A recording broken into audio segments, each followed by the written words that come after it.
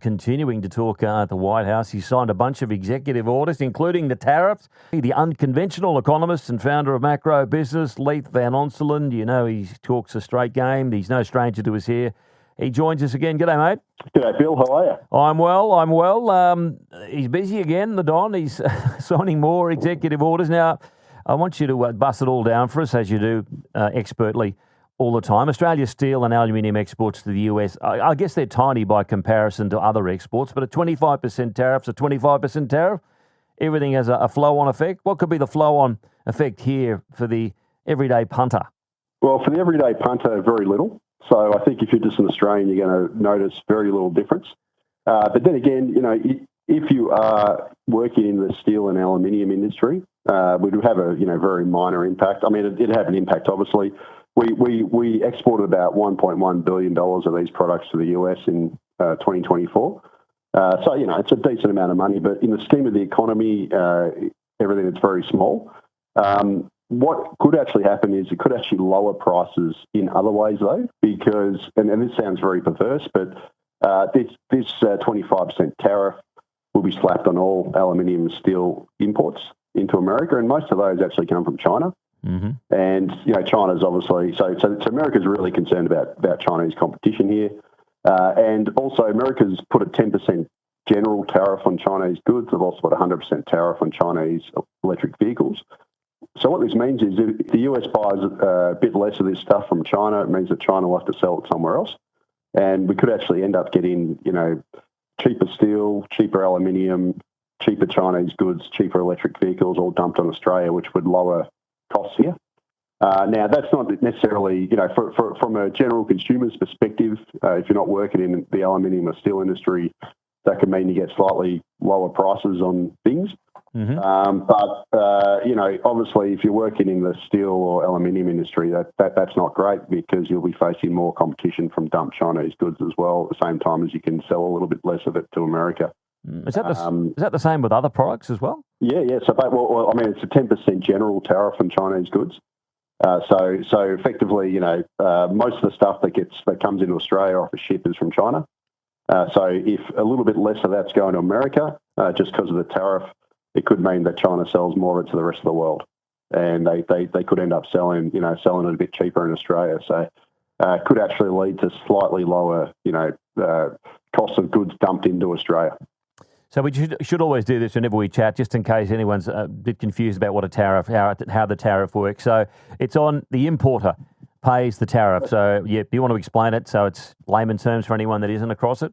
Basically, if you're an American firm and you import, Chinese steel, or I'll use steel and aluminium as where the 25% tariff is. If you've got a steel product coming that's $1,000, you'll have to pay $1,250 on it.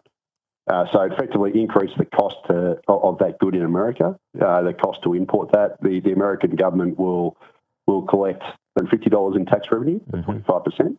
So the taxpayer gets a return, but the costs go up, and then effectively the biggest impact is actually going to be on US industry that's relying on those imported, Chinese steel and aluminium, etc., as part of their cost of production. And then some of that cost will end up flowing onto the consumer. It's not the full 25%. Yeah. Because it's only an input. But, it's also worth pointing out that tariffs apply at the wholesale level, so it's not the retail level. So, for example, if Australia put a 10% tariff on television imports, it doesn't mean that the retail price goes up by 10% because there's a retail markup on top of the wholesale price. So it'd be less than 10%, but that's effectively how tariffs work. It's basically a import tax that tends to be borne by the importers of that product. So if you're a firm, it's it'll add to your cost base if you use it as an input into production, and ultimately consumers also pay for that as well through higher costs. What do you think he's going to do with considering exemptions? There's certainly a very strong case for Australia to have an exemption. Australia's got a free trade agreement with the US. Not that that's mattered too much with the North America free trade agreement with Canada and Mexico. But also Australia, the US has a massive trade surplus with Australia. So, I'm just trying to reach inside Trump's brain here. I think he sees deficits as bad, trade surpluses as good.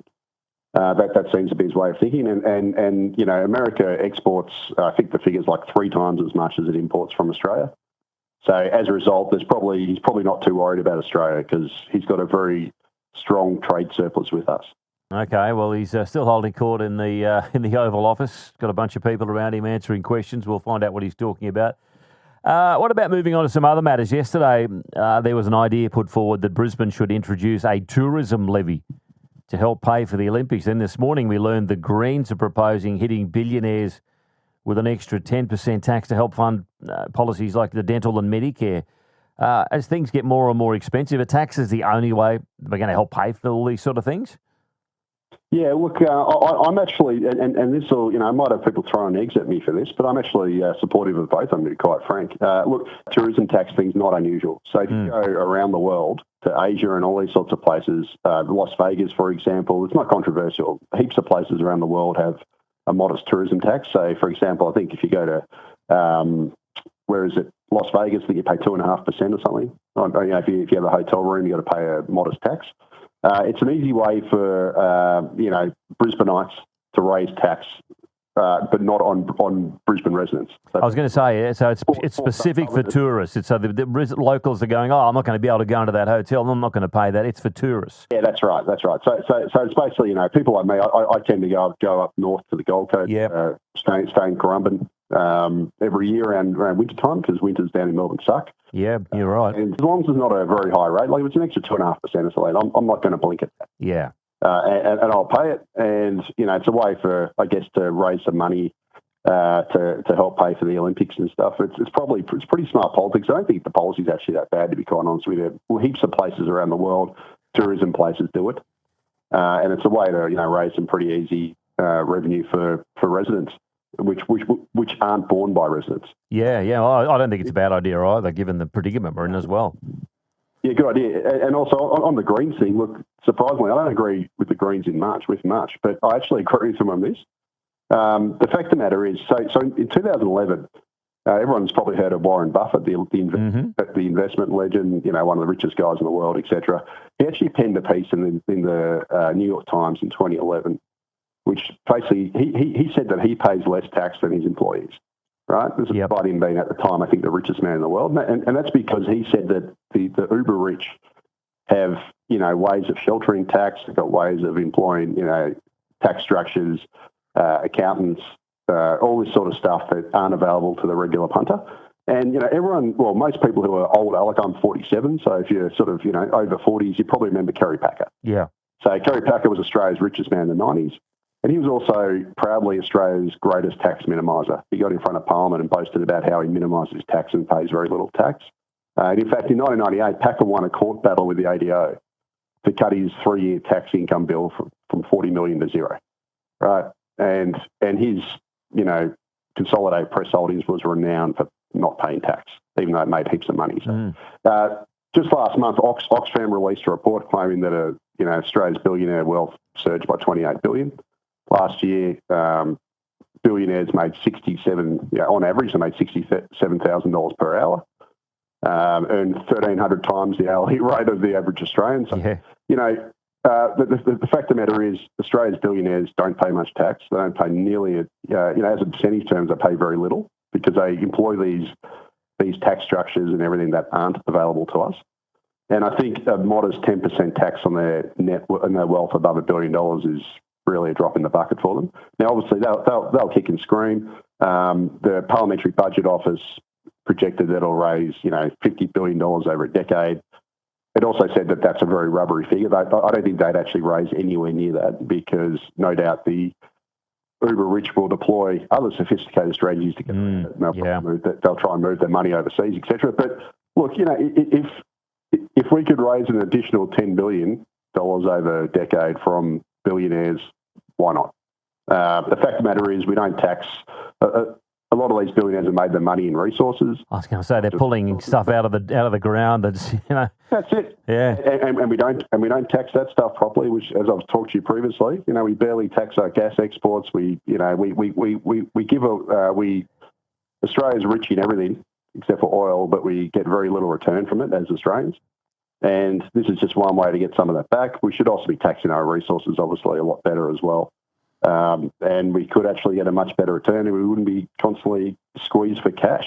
Yeah, okay. I got no qualms either with that. The fact of the matter is, Bill, the billionaires pay very little tax as a percentage of their income, far less than everybody listening to this call, would pay. So go for it. And they're making squillions out of stuff, as we said, that they pull out of the ground that should belong to all of us. We don't get any of that sort of flow-on benefit. Before you go, John's texted in. He said I should read your article on manufacturing in Australia. It's fairly depressing. What have you said? So basically, yeah. So what I said was Australia's got the smallest share of manufacturing in the advanced world. It's about 5%. It's shrinking very rapidly because of higher energy costs. So, last year we lost our last major plastics manufacturer at Queen, so we're fully reliant on importing plastic now from China. And we also lost our last only architectural glass manufacturer last week. So that's architectural glass is like your windows and that sort of stuff. And it was the firm that actually, Oceanic Glass is their name. They actually built the glass in the Australian Parliament House. They shut down last week as well, and one of the reasons was high energy costs. So effectively, these high energy costs we've got from problems in the gas market, from the renewables rollout, shutting down reliable baseload power, etc. It's just shooting ourselves in the foot. It's forced up Australia's energy costs, and it's made our manufacturing less and less competitive. We've already got the smallest manufacturing share in the advanced world, and it's shrinking at a rapid rate. And Australia faces a future whereby we're a country that doesn't make anything, and we can't afford to live in our own country. And that's just, to me, is just an absolute own goal and stupidity writ large. All right, mate. Brilliant to talk with you again, as always. A quick text has come in here. It could be from Gina Reinhardt. When China put tariffs on our lobsters, I paid under $20 for them. When the tariffs were lifted, they went straight back up to $75 each. Bring on the tariffs. Make Alba go away. It's actually Anthony. It wasn't Gina, but it could have been Gina eating lobsters. Nice to talk, mate. Thanks for your time. Yeah, cheers, Bill. Speak to you next time. Okay, Leith Van Onselen, the unconventional economist.